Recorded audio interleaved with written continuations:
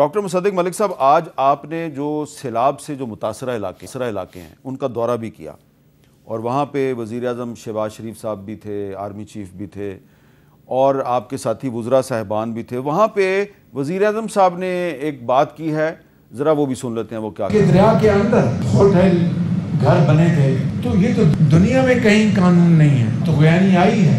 ابھی 2 سپیل ابھی اس کے اور ہونے ہیں، جو ستمبر کے 10 تاریخ سے پہلے 2 اور سپیل آنے ہیں، اس کا تو اللہ تعالیٰ سے ہم سب گڑ گڑائیں گے، معافی مانگیں گے، اسے مدد مانگیں گے۔ لیکن جو انسانی جو فاش غلطی ہے، چاہے وہ ہوٹل بنانے والے کا دریا کے اندر، چاہے حکومت کا آج کی ہے یا ماضی کی ہے، یا کسی افسر کا اس کی اجازت نامہ دینا یا اجازت کے بغیر بن جانا، اس کی کوئی معافی نہیں ہے۔ کوئی معافی نہیں ہے۔ جس نے دریا کے راستے میں ہوٹل بنایا یا کوئی کنسٹرکشن کی، اس کی کوئی معافی نہیں ہے۔ تو ڈاکٹر مصدق ملک صاحب، پرائم منسٹر نے کہہ دیا کہ یہ اس کی کوئی معافی نہیں ہے۔ کیا صرف دریا کے راستے میں ہوٹل بنانے والے کی کوئی معافی نہیں ہے، جو درختوں سے پہاڑوں سے درخت کاٹتے ہیں یا پہاڑوں سے پتھر کاٹتے ہیں، ان کی بھی کوئی معافی نہیں ہے؟ دیکھیں، کسی کی کوئی معافی نہیں ہے، کیونکہ ہوٹل سے شروع کر لیتے پھر جنگلات پہ آ جاتے۔ کسی کمزور آدمی کا ہوٹل نہیں۔ میں گلگت بلتستان میں 750 کلومیٹر میں نے تقریباً 60 گھنٹے کے اندر گاڑی میں ٹریول کیا، اور کوئی تقریباً 20 سے 25 کلومیٹر ٹریک کیا وزیر اعظم کی ہدایت پہ، یہ ارلی وارننگ سسٹمز کو چیک کرنے کے لیے۔ راستے میں ہر جگہ پہ ہوٹل نظر آئے، ہر جگہ پہ دریا کے کنارے، اور کسی کمزور آدمی کا ہوٹل نہیں تھا۔ ریزورٹ نظر آئے، کسی غریب آدمی کا ریزورٹ نہیں تھا۔ یعنی آپ کا ایک امیر آدمی کا ہوٹل بن گیا یا طاقتور آدمی کا ریزورٹ بن گیا اور غریب کی بستی بہہ گئی۔ یہ کیسے ہو سکتا ہے؟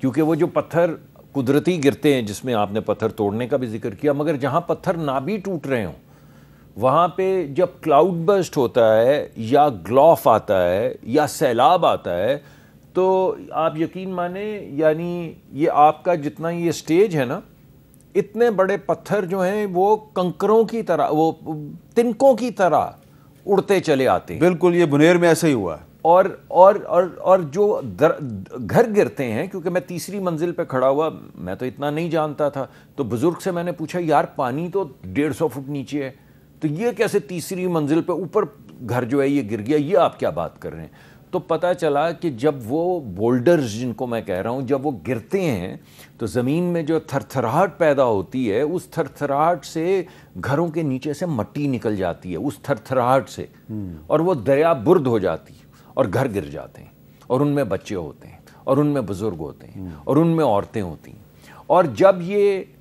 اس سیلاب کے راستے میں آئے ہوئے جب ہوٹل ٹوٹتے ہیں اور جب ریزورٹ ٹوٹتے ہیں، تو وہ بھی بولڈر بن جاتے ہیں۔ وہ صرف نقصان چھت گرنے کا نہیں کرتے، یا سیاحوں کا نہیں کرتے، یا جو لوگ وہاں پہ رہائش پذیر ہیں ان کا نہیں کرتے، نیچے والی بستی جس میں ان کی کنکریٹ جاتی ہے، جس میں ان کے بڑے بڑے گارڈر جو ہیں وہ اڑ کے گر پڑ رہے ہوتے ہیں، وہ یہ ہے وہ تباہی۔ اس وجہ سے اس ملک کے طاقتور لوگ جو ہیں ان کو اب کچھ خیال کرنا ہوگا۔ یہ جو ایلیٹ کیپچر ہے، ایک خاص حد تک ہر معاشرے میں ہوتا ہے، مجھے لگتا ہے کہ ہم ان حدود کو پار کر چکے ہیں، اور جس کے پاس طاقت ہے، جس کے پاس یہ میں اپنے اوپر مقدمہ دائر کر رہا ہوں، میں کسی کا نام نہیں لے رہا، جس کے پاس طاقت ہے، جس کے پاس دولت ہے، وہ وہاں گیا ہے، اس نے اپنی مرضی سے NOC لیا ہے۔ کس نے دیا بھائی اس کو NOC؟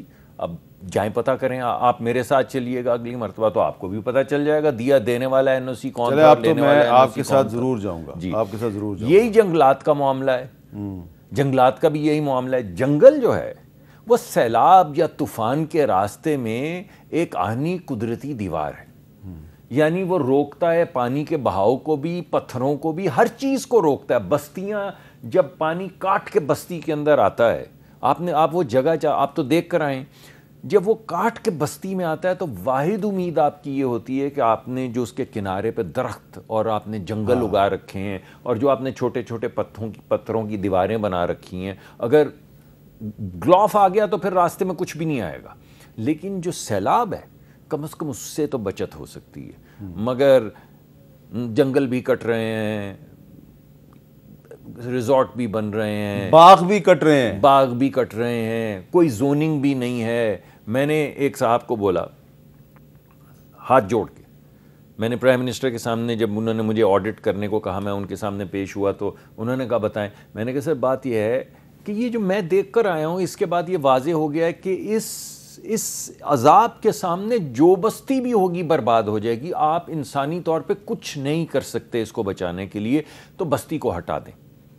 اور گلگت بلتستان میں ماشاءاللہ بہت بڑا ایک لینڈ وہ ہو رہی ہے ری ڈسٹریبیوٹ، خالصہ زمین یعنی سرکار کی زمین جو ہے لوگوں میں بانٹی جا رہی. تو میں نے کہا یہ غریب لوگوں میں بانٹ دینا، بڑے قبیلوں میں جو بانٹیں گے تو ان غریب لوگوں کو بانٹ کے ہارمز وے میں سے ہٹا دیں. تو ایک صاحب نے کہا ہم تو یہاں کئی سو سال سے رہتے. میں تو ہاتھ جوڑ کے میں نے کہا کہ یہ تو آپ کے بچے ہیں، ٹھیک ہے، میرے بچے تو لاہور اسلام آباد میں رہ رہے ہیں. میں ہاتھ جوڑ کے آپ کو کہہ رہا ہوں کہ اس راستے سے ہٹ جائیں. ٹھیک ہے، تو تھوڑا سا آگے چلیں. جی چاہتا ہوں میں. ڈاکٹر زینب نعیم صاحبہ، آپ نے بھی جو شو تھا جس میں ڈاکٹر مصدق ملک صاحب نے وارننگ دی تھی کہ مزید بارشوں کے سپیل آنے والے ہیں، آپ نے بھی اس میں کچھ پریڈکشنز کی تھیں. اب میں ان پریڈکشنز کی طرف تو نہیں جاتا، لیکن آپ ہمیں اپنی ایکسپرٹ اوپینین بتائیں کہ یہ جو بنیر میں اور سوابی میں پہاڑوں سے پتھر بھی گرے اور بڑے بڑے پتھر جو ہیں انہوں نے آ کے بستیاں تباہ کر دیں، تو اس کا بارش سے اور سیلاب سے کیا تعلق ہے؟ دیکھیں، جو بارش ہے، جب شدید بارش ہوتی ہے یا کلاؤڈ برسٹ جیسے عام ہم سن رہے ہیں، تو اس کے پیچھے تو گلوبل کلائمیٹ چینج کا فینومینا. لیکن یہ جو بڑے بڑے پتھر آ کے گر رہے ہیں یہ ٹوٹلی ہم ایٹریبیوٹ نہیں کر سکتے کلائمیٹ چینج کو. اس کے پیچھے دو فیکٹرز ہیں. پہلا فیکٹر ہے کہ جو ہم پہاڑوں کو کاٹتے ہیں یا فار ماربل کرشنگ یا کسی بھی اور پرپس کے لیے، سیمنٹ فیکٹریاں، بالکل، تو وہاں پہ ایک پہاڑ پہ یہ ہو رہی ہو تو آس پاس والے سارے پہاڑ بھی افیکٹ ہوتے ہیں، خاص طور پہ ان علاقوں میں جو کہ سزمیکلی ایکٹیو زونز پر موجود ہیں. اور ہمارا پورا نارتھ اس وقت سزمیکلی ایکٹیو زون پہ موجود ہے. تو جب پتھر کٹتے ہیں نا تو وہ بڑے بڑے پتھر آہستہ آہستہ نیچے آ کے نا ایک وہ بیریئر بناتے ہیں. اور پھر ہلکی بارش بھی پہاڑوں پہ ہوتی ہے نا تو اس پہ چھوٹے چھوٹے لیکس بن جاتے ہیں جیسے گلوف میں ہوتا ہے. اس کے بعد جب آپ بڑے بڑے تناور درخت کاٹ دیتے ہیں تو وہاں سوئل جو ہوتی ہے پہاڑ پہ وہ لوز ہو جاتی ہے، اپنی گرپ کھو دیتی ہے. پھر کیا ہوتا ہے، جب کلاؤڈ برسٹ ہوتا ہے تو وہ جو چھوٹی لیکس بنی ہوئی ہوتی ہیں وہ ایک دم پھٹتی ہیں اور وہ یہ کالے پانی اور مٹی کی صورت میں نیچے آتی ہیں. اس کو سائنٹیفکلی ہم کہتے ہیں landslide, lake outburst, flood یا للاف. اور یہ بنیر میں ہوا ہے، یہی معاملہ سوابی میں ہوا ہے، اور یہ معاملہ آپ کے ان ہر علاقوں میں ہوگا جہاں اس وقت ماربل کرشنگ ہو رہی ہے اور جہاں سے درخت اکھاڑے جا رہے ہیں. اور اس میں ایک بہت بڑا مسئلہ جو کہ ڈاکٹر صاحب بھی بات کر رہے ہیں کہ وہاں کمیونٹیز جو ہیں وہ بھی انفارچونیٹلی شامل ہیں اس سب. اچھا ڈاکٹر صاحب، آپ اسلام آباد میں رہتی ہیں؟ جی میں ادھر ہی رہتی ہوں. تو اسلام آباد میں بھی یہ مارگلا ہلز جو ہیں یہاں پہ بھی بڑی سٹون کرشنگ ہو رہی ہے، اور ان ہلز کے قریب ہی کچھ آبادیاں ہیں، میں نام نہیں لیتا، تو ان کو تو خطرہ نہیں ہے کوئی؟ دیکھیں، اسلام آباد میں جو مارگلا ہلز ہے نا، یہ مین باؤنڈری تھرسٹ فالٹ لائن کا ایک سلسلہ ہے جو کہ مظفر آباد پہ جس فالٹ لائن پہ زلزلہ آیا تھا 2005 میں، یہ اس کی ایکسٹینشن یا سپلے ہم کہتے ہیں. تو یہ سزمیکلی ایکٹیو زون ہے اور یہاں پہ آگے ٹیکسلا تک اور نکلسن مونیومنٹ سے آگے آپ چلے جائیں تو کرشنگ ہو رہی ہے اور بہت ڈیکیڈ سے ہو رہی ہے، کوئی آج کی بات نہیں ہے. اس پہ کوئی چیک اینڈ بیلنس ہم نے شروع سے رکھا ہوا نہیں. تو بالکل جو معاملہ ہم نے بنیر میں دیکھا ہے بالکل ہم پریڈکٹ کر سکتے ہیں کہ خدا نہ خاصہ یہاں ذرا سا بھی اس قسم کا معاملہ ہوتا ہے پہاڑوں پہ اور جنگلات کی کٹائی ساتھ ساتھ جیسے ہو رہی ہے تو یہ معاملہ ہو سکتا ہے. لیکن ایک اچھی بات یہ ہے کہ اسلام آباد میں پھر بھی ٹمبر مافیا اور یہ جو اسلام آباد کی حدود کا ایریا وہاں پہ تھوڑا چیک اینڈ بیلنس موجود ہے، لیکن جو کے پی سائٹ پہ پہاڑ جا رہا ہے وہاں پہ بہت ایشوز ہیں. اچھا، یہ مارگلا ہلز میں سٹون کرشنگ پر سپریم کورٹ نے پابندی بھی لگائی ہوئی ہے، لیکن اس پہ عمل درآمد نہیں ہوتا، اور ابھی بھی بارود لگا کے تو جو پہاڑ ہیں ان کو بلاسٹ کیا جاتا ہے.